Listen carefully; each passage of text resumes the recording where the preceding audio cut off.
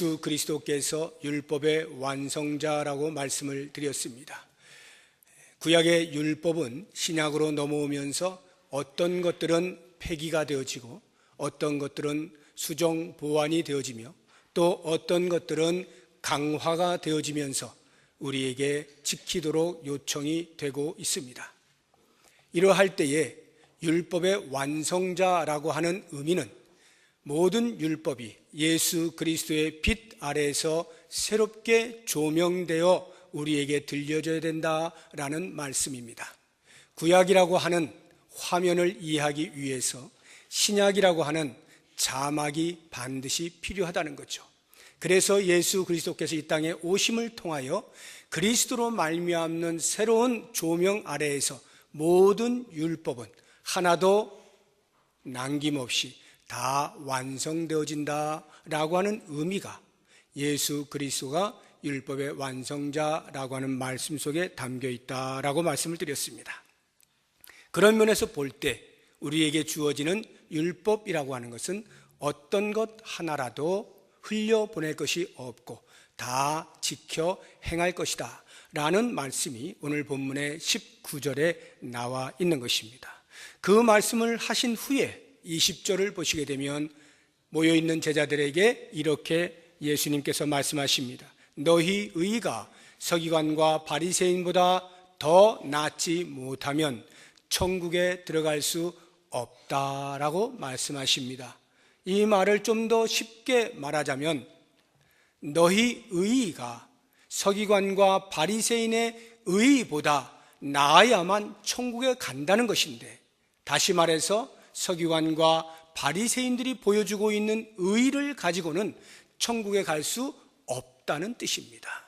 그러한 의로는 천국에 이를 수 없다는 말입니다. 그렇게 본다면 우리가 보편적으로 생각할 때 당시의 종교 지도자였던 서기관과 바리새인들, 율법에 대하여 정통하였던 해박한 그들이 지키고 애를 썼던 그 모든 의가 천국에 들어가는 것과 아무런 상관이 없다는 말을 듣게 되어질 때에 한편으로는 두렵고 겁이 날 수밖에 없겠습니다. 저 사람들조차 천국에 들어갈 수 없다면 우리는 어떻게 얼마나 더 무엇을 해야 천국에 들어갈 수 있단 말인가 라는 오해를 할 만합니다. 그러나 우리 주님께서 제자들에게 말씀하신 것은 그렇게 겁을 주기 위해서 더 열심히 해야 돼 라고 하는 것을 말씀하기 위하여 이렇게 말씀하신 것은 아니죠. 서기관과 바리새인들이 보여주는 의와는 다른, 질이 다른 의가 있어야만 천국에 들어갈 수 있다라고 말씀을 하시는 겁니다. 예수님의 시선에 붙잡힌 서기관과 바리새인들이 보여준 의라고 하는 것을 한마디로 정의하면 종교심에 의하여 형성되어진 의라고 말할 수가 있겠습니다. 종교심에 의한 의라고 하는 것이 무엇을 의미할까요?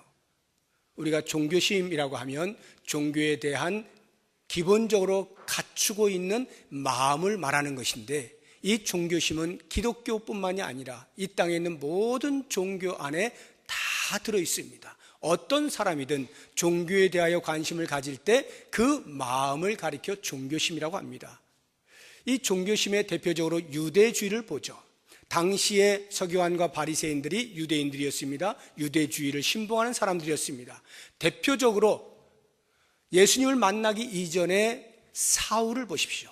바울 되기 이전에 사울의 모습을 보면 그는 유대주의의 누구보다도 열심이었습니다. 종교심이 특출난 사람이었어요. 그래서 당시 유대주의의 입장에서 볼 때 신흥 종교로 발돋움했던 예수 공동체에 대하여서 용납할 수가 없었습니다. 그래서 어디든지 찾아가서 예수 믿는 사람들을 잡아다가 옥에 가두게 하는 그 일을 솔선수범하여서 사울이 뛰었던 거죠. 그런 중에 예수를 만나게 되어지고 새로운 진리 앞에 무릎을 꿇게 되어집니다. 그 사건 이전까지는 누구보다도 유대주의라고 하는 종교에 대하여 열심을 품었던 사울을 우리가 알 수가 있습니다. 세계 3대 종교의 하나라고 불리어지는 불교도 보게 되면 거기에 종교심을 자극하고 종교심이 작용되어진 하나의 행위가 있는데 삼천배라고 하는 것입니다. 불상 앞에서 3000번 절을 하는 거예요. 절을 하고 일어나고 절을 하고 일어나기를 3000번을 하는데, 여러분들이 혹시 해보셨는지 모르겠지만 100번을 넘어갈 수가 없습니다. 그 정도로 절을 하는 것이 어려워요. 발이 저려오기 시작하고요, 손이 오그라들고요. 3000번을 한다는 것은 거의 죽겠다라고 하는 각오를 가지고 하는 거예요. 그러니까 무엇인가 그러한 노력을 통해서 저 앞에 있는 불상이, 그 부처가 나의 마음을 알아주고 내 소원을 들어주기를 간절히 소망하면서 죽음을 넘나드는 3000배를 하는 겁니다. 이게 종교심이라는 거예요.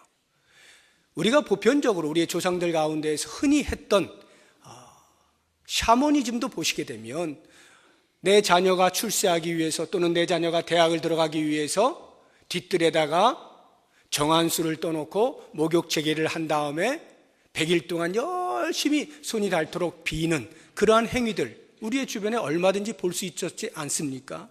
그러한 것들도 전부 종교심에 해당되는 겁니다. 기독교라 할지라도 이런 종교심에서 벗어나지 못해요. 제가 부교육자로 있을 때 고3을 맡은 적이 있습니다. 우리나라에 수능이라고 하는 대학 입시가 있잖아요.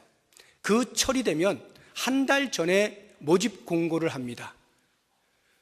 고3 학생을 둔 학부모 기도회를 시작을 하는 거예요. 한 명 빠지지 않고 다 나옵니다. 그래서 한 달 동안 기도를 해요. 그리고 당일에는 그 시험 치는 시간과 맞추어서, 예를 들어 50분 시험을 치면 50분 기도합니다. 그리고 10분 쉬면 10분 좀 쉬어요. 그리고 또 50분 기도하고 10분 쉬고, 이렇게 시험 끝날 때까지 하루 종일 기도합니다. 그걸 제가 인도를 했었어요. 기독교 안에도 종교심이라고 하는 것이 얼마든지 작용할 수가 있는 것입니다. 그런데 이러한 종교심 가지고는 천국에 들어갈 수 없다는 것이 예수님의 말씀인 것입니다. 이 종교심에 의하여 형성된 의라고 하는 것을 제가 세 가지로 나누어서 말씀을 드릴 텐데, 하나는 외식적인 의입니다. 두 번째는 행함이 없는 의, 그리고 세 번째는 사람 기준의 의입니다. 이것을 종교심에 의하여 형성된 의라고 하는데요, 그 첫 번째 외식적인 의를 보시면 예수님께서는 그 어떤 것보다도 외식을 싫어하셨어요. 특히 그 당시에 종교 지도자들이었던 서기관과 바리새인들이 보여주는 그러한 모든 행위들을 전부 외식이라고 규정을 지었습니다. 마태복음 23장에 보면 예수님께서 화 있을진저 외식하는 서기관과 바리새인들이여 라고 하면서 7번이나 그들의 행태에 대해서 외식이다, 외식이다, 외식이다 지적을 해놓고 있는 것을 볼 수가 있습니다. 외식이 뭡니까? 쉽게 이야기하면 겉과 속이 다른 거죠. 예수님께서 화 있을진저 하고 여러 가지 7가지의 예를 들어놓은 것 가운데 5번째로 말씀하신 것을 우리가 같이 한번 성경을 통해서 보도록 하겠습니다. 마태복음 23장 25절 26절입니다. 같이 읽습니다. 화 있을진저 외식하는 서기관들과 바리새인들이여, 잔과 대접의 겉은 깨끗이 하되 그 안에는 탐욕과 방탕으로 가득하게 하는도다. 눈먼 바리새인이여, 너는 먼저 안을 깨끗이 하라. 그리하면 겉도 깨끗하리라. 겉과 속이 다른 것, 이것을 외식이라고 합니다. 그런가 하면 사람들에게 보이기를 즐거워하는 것도 외식이라고 합니다. 우리 마태복음 6장 5절 말씀 같이 읽어봅니다. 또 너희는 기도할 때에 외식하는 자와 같이 하지 말라. 그들은 사람에게 보이려고 회당과 큰 거리 어귀에 서서 기도하기를 좋아하느니라. 내가 진실로 너희에게 이르노니 그들은 자기 상을 이미 받았느니라. 거길 보시게 되면 사람에게 보이려고 회당이나 큰 거리, 사람들 많이 모여있는 그곳에서 서서 기도하기를 좋아한대요. 이 서기관과 바리새인들이 처음부터 그렇게 했던 것은 아닙니다. 원래는요, 유대인들에게 있어서는 잘 지키는 사람들은 하루에 3번씩 반드시 기도 시간에 기도하게 돼 있어요. 장소를 불문하고 오전 9시, 정오 12시, 그리고 오후 3시, 이렇게 3번에 걸쳐서 어디에 있으나 상관하지 아니하고 모든 하던 행위를 멈추고 기도하게 돼 있어요. 그러다 보니 이 서기관과 바리새인들은 종교 지도자들이잖아요. 랍비들이잖아요. 그러니까 이 랍비들이 예를 들어서 11시 50분쯤에 시장을 나갔어요. 그런데 시장을 보다 말고 10분 지나니까 12시 종소리가 들립니다. 그러면 시장을 보다 말고 내려놓고 기도를 하는 거예요. 이러한 기도하는 모습을 시장 사람들이 보는 겁니다. 지나가는 사람들이 보는 거예요. 야, 저 사람 정말 종교심이 탁월하구나. 대단해. 그냥 넘어가도 될 텐데 어떻게 저렇게 멈추고 기도를 하지? 이렇게 합니다. 제가 이번에 남아공을 갈 때도 그 아랍에미레이트 항공을 타고 이렇게 가서 두바이라고 하는 곳에 잠시 이제 머물렀다가 갈아탔는데요. 그 두바이 공항에서 그 이슬람 사람들은 5번 기도합니다, 하루에. 이슬람 사람들이 갑자기 공항에서 옷을 막 갈아입어요. 깜짝 놀랐어요. 그 하얀 옷 같은 것을 막 이렇게 갈아입더니 저 구석에 가가지고 여러 사람들이 때를 지어서 기도를 하는 기도 시간인 거예요. 그 당시에도 여전히 신실한 유대인들이 그렇게 했는데 사람들이 보고 존경을 하는 거예요. 야, 정말 종교심이 대단하다. 이렇게 하다 보니까 처음에는 어떻게 하다 보니 시간이 그렇게 기도 시간과 맞물려서 기도를 한 것뿐인데 반응들을 보니까 좋거든요. 나를 인정해주고 나를 높여주고 존경한단 말이죠. 그러니까 점점 다음에는 일부러 한 10시쯤 가도 될 걸 일부러 11시 50분 돼서 나가는 거예요. 그래서 12시에 기도해서 사람들이 보고 나를 인정해 주도록 그게 점점 쌓이니까 그것을 곧 외식이라 예수님께서 지적을 하시는 겁니다. 구약에도 보면 하나님께서도 외식하는 것을 굉장히 싫어하셔서 이스라엘 백성들이 하나님이 제정하신 것에 따라 제사를 드리는데도 불구하고 이사야서 1장을 보게 되면 하나님이 손사래를 치면서 야, 너희들 오지 마. 그 좋은 재물 가지고 오지 마. 내가 언제 그것을 원했느냐. 너희들은 그냥 마당 뜰만 밟을 뿐이지 너희들의 속은 나를 존경하지 않지 않느냐. 나를 섬기는 것 아니지 않느냐. 그냥 껍데기만 제사를 좋은 재물 가지고 드린다 해서 내가 받을 줄로 생각하느냐. 하나님께서는 그들에게 책망하셔요. 외식하는 거죠. 신약에도요, 초대교회 당시에 바나바라고 하는 사람이 자기가 가지고 있는 모든 재산을 다 털어서 공동체에 기증을 합니다. 필요한 사람들 나눠주라고요. 그러니까 사람들이 어떻게 해요? 당연히 존경하죠. 야, 대단한 사람이다. 이렇게 존경하니까 그 모습을 보고 있던 아나니아와 삽비라라고 하는 부부가 야, 우리도 저렇게 한번 해보자 라고 해서 자기 재산 다 털어요. 그런데 가지고 가다가 가만 생각해 보니까 이거 다 기증하고 나면 우리 뭐 먹고 살지? 갑자기 걱정스러운 거예요. 그러니까 그 가운데 일부를 떼어다가 야, 요건 우리를 위해서 쓰자 하고 떼어다가 숨겨둡니다. 나머지만 갖다 드리는 거예요. 우리의 상식 속에서는 우리 가운데 누군가가 자기의 전 재산을 털어서 반은 자기를 위해 쓰고 반을 교회에다가 기증한다라고 할 때, 헌금한다라고 할 때 어떻게 생각하십니까? 왜 다 안 바쳐? 이런 사람 없잖아요. 와, 어떻게 그렇게 그런 마음을 가질 수가 있지? 대단해. 존경스럽지 않습니까? 한 푼도 안 하는 사람들이 있는데 그렇게 자기의 재산을 아까워하지 않고 상당한 부분을 헌금하는 것 존경스러워죠. 그런데 놀랍게도 아나니아와 삽비라의 그 행동은 하나님 앞에서 외식으로 드러나게 되면서 베드로 사도가 들어올 때에 알지도 못하는데 성령의 역사하심을 따라서 아나니아와 삽비라가 그 자리에서 죽습니다. 차례차례로. 많이 바치고 죽는 거예요. 그것은 그 당시에 성령이 역사하시는 초대교회 그 아주 성령의 불이 확 타오르는 그때에 모든 신앙 공동체 안에 일벌백계의 개념으로 그들을 죽이신 거예요. 이 신앙 공동체는 외식이 허용되지 않는다라고 하는 것을 보여주고 있는 거죠. 외식은 그만큼 하나님께서도 싫어하시고 예수님께서 싫어하시는 그런 행위인데 이 서기관과 바리새인들이 보여주었던 의의가 바로 외식적인 의의였다라고 하는 것입니다. 두 번째로 그들이 보여주고 있는 의의는 행함이 없는 의의입니다. 남들은 잘 가르치는데 정작 자기는 손가락 하나 까딱하지 않는 거예요. 마태복음 23장 2절에 4절 말씀 같이 읽어봅니다.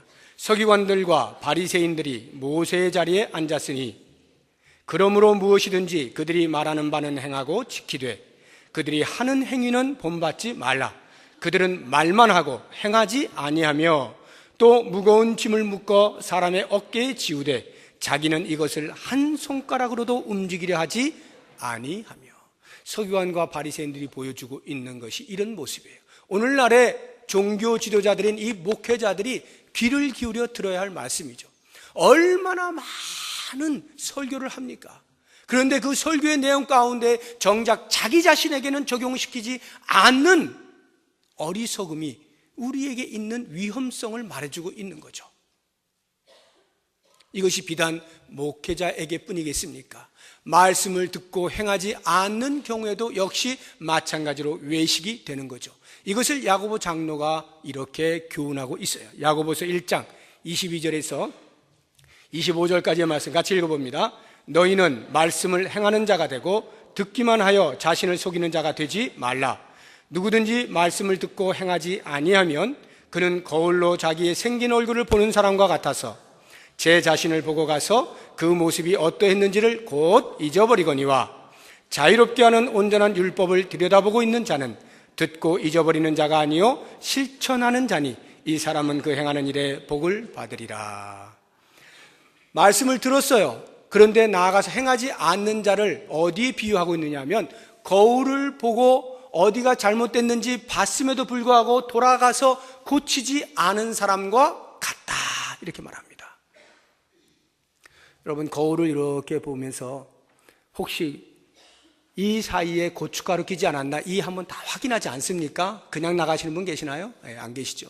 다 거울 보면 이가 제대로 되어 있는지, 내가 웃을 때 사람들에게 불편을 끼치지 않을까 살펴보죠.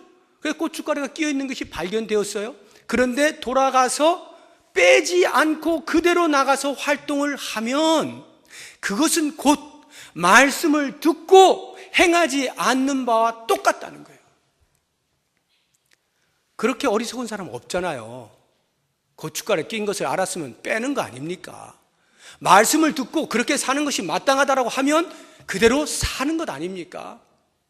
그런데 이 서기관과 바리새인들이 보여주었던 그 당시의 의의라고 하는 것이 이렇게 말은 하고 가르치기는 하는데 행함이 없는 의의였다. 그러니 이러한 의의를 가지고 어떻게 천국에 들어갈 수 있겠느냐라고 하는 것입니다. 세 번째가 사람 기준의 의의입니다. 율법이라고 하는 것은요, 그 안에 하나님의 절대적 의의가 포함되어 있어요. 하나님께서 이스라엘 백성들에게 지키라고 모세를 통하여 주신 율법에는요, 하나님의 절대적 의의가 있어요. 그래서 그 율법을 완벽하게 지키면 그 의의가 살아납니다. 그런데 경험을 통해서 사람들은 다 아는 거예요. 율법을 하나에서부터 10까지 전부 다 지킬 수 있는 힘이, 능력이 사람에게 없다는 것을 알게 돼요. 왜냐? 율법은 절대적 의의를 가지고 있는데 사람은 상대적이거든요. 그러니까 절대를 충족시킬 능력이 없는 거예요. 그러니까 이 율법은 그 상대적인 인간, 율법 앞에 서서 아무리 지키려고 해도 지켜지지 않는 자기의 모습을 보면서 상실되어지고 실망하고 낙심되어지고 이 무능한 인간이여 하고 스스로 무너져 있는 그 인간에게 율법은 그리스도에게로 그 인간들을 데리고 간다라고 하는 것입니다. 봐라, 너희들 힘으로 안 되지, 너희들 능으로 안 되지, 그러니까 이제 나를 따라와 하고 율법이 예수 그리스도께로 우리를 인도해 간다는 거예요. 그래서 초등교사라 이렇게 표현하고 있는 것입니다.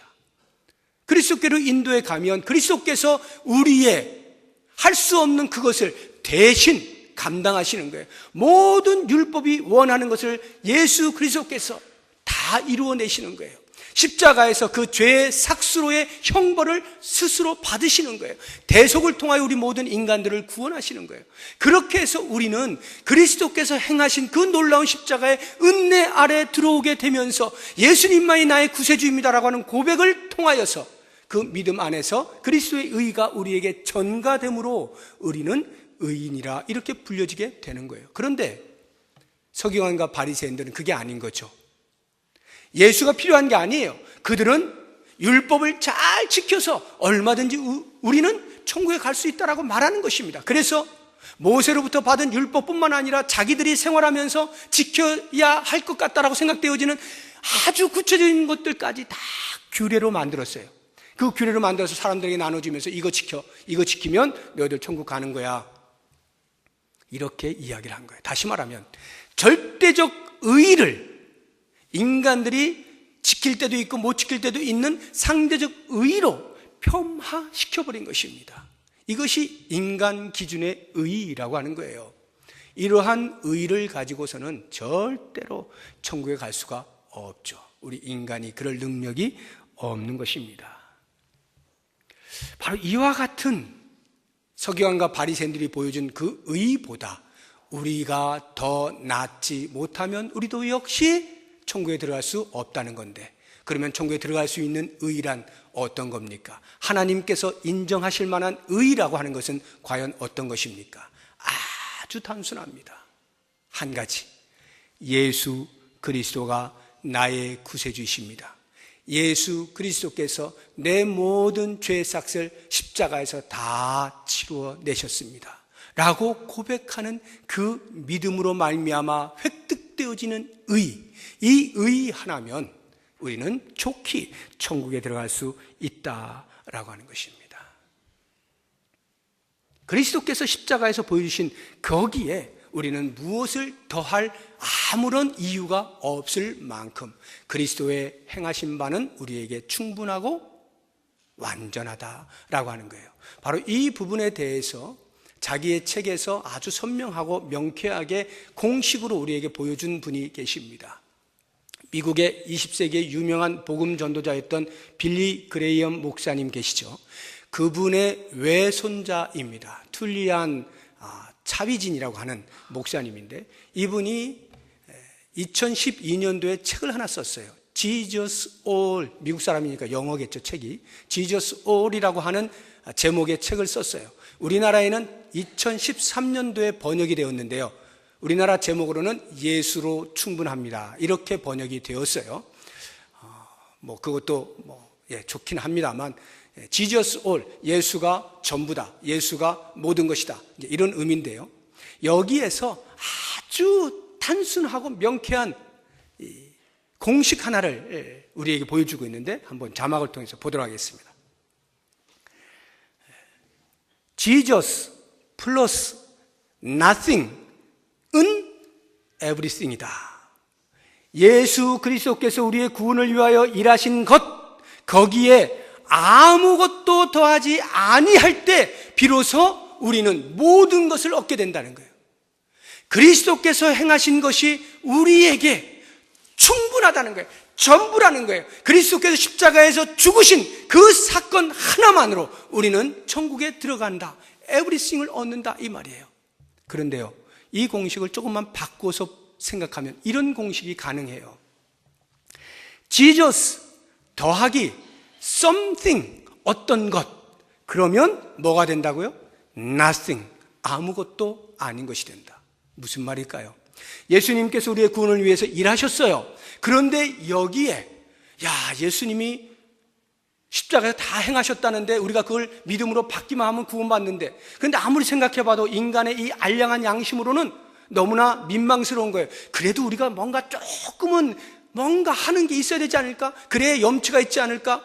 공짜를 싫어하는 그 알량한 양심이 자꾸 이렇게 뭔가 something을 예수의 하신 일 옆에 붙여두려고 하는 거예요. 그래서 내가 뭔가를 좀 해야 그것을 하나님이 기뻐하시면서 우리에게 구원을 주시지 않을까라고 하지만 답은 뭐라고요? Nothing이다. 아무것도 얻지 못하는 거예요. 그리스도의 행하신 바에 모든 것을 걸지 아니하고 자꾸만 내가 무엇인가를 좀 더 해서 합하여서 구원을 이룰 수 있다고 생각하는 거기에 아무것도 없습니다. 굉장히 중요한 말이에요. 이게 복음이에요. 갈라디아 교회 성도들이 여기에 흔들린 거 아닙니까? 율법주의자들이 가만히 들어와서 복음으로 구원을 얻은 그 성도들을 흔들었잖아요. 야, 그것만 가지고 안 돼. 우리들을 봐라. 우리 유대인들을 봐. 우리들도 그리스도인이지만 우리는 할례를 받지 않냐? 우리는 율법을 지키지 않느냐? 뭔가 좀 해야지. 너희들 양심이 있지. 무슨 예수님이 하신 것으로 다 된다 그래. 그렇게 그들의 마음을 자꾸 부추기니까 가만 생각해 보니 그게 그런 것도 같아. 정말 이거 너무한 것 같아. 내가 아무것도 안 하고 구원받는다는 게 너무 미안하지 않나? 이건 좀 이상해. 그래서 뭔가를 좀 하는 거기에 매력을 느끼고, 그래, 이 정도는 돼야 내가 양심이 있지, 구원을 받는 거지 하고 거기에 자꾸 쏠려서 마음이 흔들리는 사람들이 있었어. 사도 바울이 그 성도들에게 편지하면서 내가 전한 복음 외에 다른 복음을 전하면 누구라도 저주를 받을 것이다. 아예 못을 박아버렸어요. 예수 더하기 썸씽을 말하는 사람은 nothing이 될 것이다. 이렇게 말하는 거예요. 예수의 십자가의 은혜가 우리에게 충분한 거예요. 우리에게 전부인 거예요. 그 어떤 것도 더할 수 없는 거죠. 그러면 우리가 오늘날 주의 교회에서 이 모양 저 모양으로 섬기지 않습니까? 열심히 일하지 않습니까? 열심을 품고 이렇게 하잖아요. 그럼 이런 것들은 뭘까요? 이런 헌신들은요. 우리가 그러한 열심과 헌신을 통하여서 그리스도께서 행하신 그 구원에 조금 더하여 우리가 구원받기 위해서 하고 있는 것이 아니죠. 우리가 열심을 내는 것은, 우리가 헌신하는 것은 오직 한 가지 이유 때문이에요. 그리스도의 베푸신 은혜가 너무 감사해서, 너무 고마워서 거기에 합당한 반응을 하는 것뿐이에요. 그러니까 이렇게 헌신하는 사람은 결코 자기의 행한 바에 대하여 자랑하지 않습니다. 내가 이렇게 열심히 하는데 너희들은 지금 뭐 하는 거야? 라고 하지 않아요. 오직 주의 행하신 바에 감격한 사람이 자발적으로 섬기는 것뿐이에요. 여기 서기관과 바리새인들 보세요. 얼마나 자기의 의의를 자랑합니까? 열심히 하고 애를 쓰고 그 의의가 고상하니까, 수준이 높으니까 절제하고 말이죠. 그런 것들이 자기의 자랑이 되어버리는 거죠. 그러한 의의로는 절대로 천국에 들어갈 수 없는 거예요. 오늘 우리가 이제 성찬 예식을 거행하게 될 터인데, 이 성찬 예식 왜 합니까? 예수님께서 하라 하셨기 때문에 하긴 합니다. 왜 하냐 말이에요. 이 성찬 예식을 왜 참석하는가? 바로 오늘 주신 이 말씀 기억하라고, 이 말씀 묵상하라고, 이것이 전부다라고 고백하라고, 잊지 말라고 하는 거예요. 죽을 때까지 하라잖아요. 예수님이 다시 오실 때까지 이거 지키라고 그러잖아요. 그냥 몇 번 하면 되지 왜 계속 똑같은 것을 반복하라 하셨을까요? 저는 묵상하는 가운데 답을 얻었어요. 이렇게, 우리 인간의 마음속에 종교심이라고 하는 유혹이 얼마나 큰지 몰라요. 우리는 자꾸 자기의 열심으로 구원을 이루고자 하는 유혹에 빠지게 되어 있다는 거예요. 끊임없이. 아무리 믿음 생활을 오랫동안 한 사람도 잠깐만 돌려서 이야기를 하면요, 거기에 빠져드는 거예요. 왜? 자기의 체면이 있기 때문에. 그래, 내가 그래도 하나라도 해야지 라고 하는 생각에 자꾸 들어가니까 예수님께서 십자가에서 모든 것을 다 하셨다라고 하는 이 말이 공허하게 들리는 거예요. 이론으로만 들리는 거예요. 그리고 나는 뭔가를 자꾸 해서 더 해보려고 하는 거죠. 이 어리석음을 깨트리라고, 이 종교심을 깨트리라고 우리는 성찬 예식을 계속 하는 거예요. 여기에 참여할 때마다 주님이 다 하셨습니다. 주님이 나의 구세주고 주님만이 나의 구세주며 주님이 나에게 전부이십니다. 이 고백하는 게 성찬 예식에 참여하는 것이다. 그렇다고 하면 이제 우리는 우리의 삶이 다하는 날까지 이 성찬 예식에 참여하면서 우리가 해야 될 유일한 것, 우리의 마음에 도사리고 있는 언제라도 튀어나오려고 하는 이 종교심을 깨뜨리는 작업,